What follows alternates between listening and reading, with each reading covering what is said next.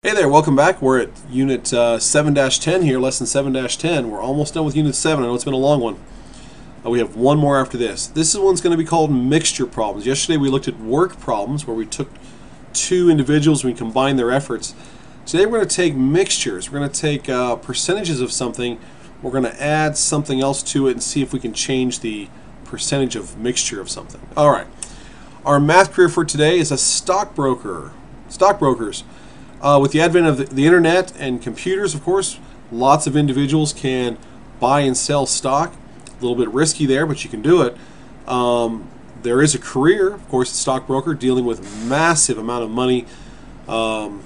Brokerage houses and so on will work for corporations or with people that have lots and lots of investment money and pretty much a high risk, high reward, or you can go very slow and steady. But either way, to be really good at it, you're going to have to know what you're doing. Lots of math here for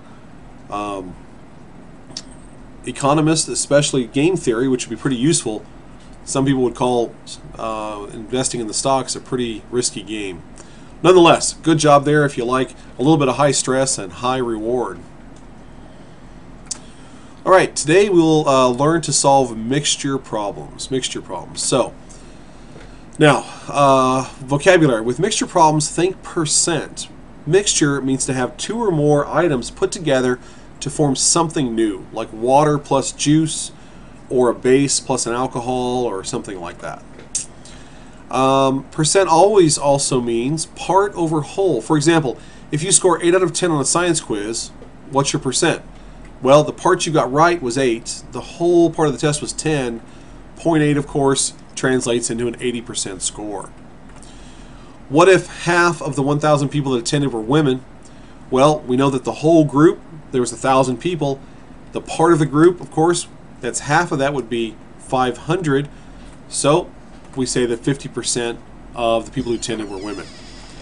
Alright, now sit back and watch this one. It's going to be key if you can just kind of sit back and absorb this one, and then we'll work together on the next one here. It says the chef has 4 quarts of soup. So think liquid here. It's got 4 quarts of soup that consists of equal parts chicken stock and vegetable stock. Now she wants to make a soup that contains 75% chicken stock. How many quarts of chicken stock should she add to the mixture? So she's got this pot of stuff. It has 4 quarts total. Already filled up with 4 quarts. It's half and half.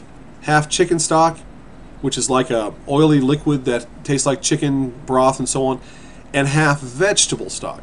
Of course, you know what that is. Same thing with vegetables. The problem is that she needs the percentage of chicken stock to increase.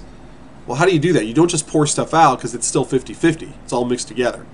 So, since the soup has 4 quarts and it has equal parts chicken and vegetable stock, what percent of the soup is chicken stock? Well, if 4 quarts total and it's equal parts, wouldn't it be 2 out of 4, right? Which would be, of course, be 50%. The problem is she needs it to be 75% chicken stock, not 50%. So what do we have to do? She must add chicken stock to the soup to bring the percentage up. So she has to find some pure chicken stock, pour it in until the percentage raises. The question is, how much does she pour in? Don't just guess. You got to be precise about it. All right, so here's what we'll do. We know that the chicken to the soup is 2 to 4. Agreed? Total, there's 4. Half of it is chicken stock. The thing is, though, we need to add chicken stock to our mix. So here's what we're going to do. We're going to take the stuff that's already sitting there, the 4 quarts, and we're going to pour in pure chicken stock. Of course, that's going to increase the chicken stock, but it's also going to increase the total amount we have sitting in there. Because when you pour it in, of course, it goes from 4 quarts to 4.5 to 5 to 6 to whatever you pour in. So here's what we do. We know that we have 2 quarts is chicken stock, so we're going to add pure chicken stock.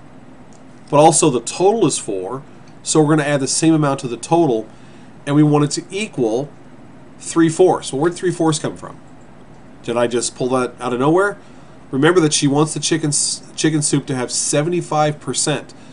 So here's the way you can do that. Write 75% as a fraction, 3/4. Now, let's go back to business. Let's cross multiply here and solve for C. So if we cross multiply, we're going to distribute, yes? So 2C times 4, 4C times 3, and you end up with this equation, 8 plus 4c equals 12 plus 3c. Do what you know how to do to isolate for c. Get rid of the smaller version of c, subtracting 3c from both sides. Now subtract 8, and just like that, we know that we need 4 quarts added, 4 quarts of chicken stock added to our mix, and we'll be all done. We'll have our 75% mixture. All right? So the idea there is recognize the proportion as it's set up, add some pure stuff to the percent that you want, set them equal to each other, and solve for our unknown. All right, let's try this one together now. So have your pencil and notebook ready. It says a chemist has 600 milliliters of a solution that is 40% iodine. He needs a solution that is 60% iodine. How many milliliters of iodine should he add? All right, so here we go. Now, they're giving us a total quantity here of 600 milliliters sitting in this beaker. 40% of it is this solution is iodine. Okay, so what is 40% of 600 milliliters? Well, just do some math. Grab a calculator if you need to. 0.4 times 600. That means that 240 milliliters of this is pure iodine. The problem is it's not quite enough. He's going to have to add some pure iodine in there to raise the overall percentage. Okay, so here's how we set that up. Just simply take this. Let's add some pure iodine to our solution. Okay, and we're going to add it to the top and to the bottom. Whatever we add to the top and the bottom, 240 is going to get it. The 600, the overall, is going to get it as well. And we want it set to equal 60%. Now this time I'm going to show you how to use a decimal. 60% you may recognize as 3/5. You could use a fraction there, cross multiply, which I think is a little bit easier. But I'm going to show you the percentage one as well in case you want to do that. Remember that 0.60, that's over 1 as a fraction. So if we cross multiply then, we end up with 240 plus I. Remember we multiplied that by 1. Distribute that 0.6 through to 600 plus I. Grab a calculator if you need it, but 600 times 0.6 will give you this equation here. You're going to get 360 plus 0.6 I. Which is the smaller version of I? Is it 1 I or 0.6 I? Well, it's 0.6, of course. And we would subtract the 240 as well. Okay, I think I did that reverse here. The computer did it reverse, but nonetheless, we end up with this right here. 0.4 I equals 120. Now, how do we get I by itself? Let's divide both sides by 0.4, and you'll be finished. Turns out that 120 divided by 0.4 is 300, so we would need to add 300 milliliters of pure iodine to raise our percentage. If you'd rather use a fraction there, go ahead. You'll find it's the same answer, maybe a few steps faster too, 3/5. All right then. So there's our mixture problems. There is a different set of instructions or a different version of it with Dr. Berger and his companions there. And you might want to view his take on it as well and just kind of get multiple sides here. We'll be practicing together. There's also some digital practice for you right there at the same place. All right then. We'll talk to you soon.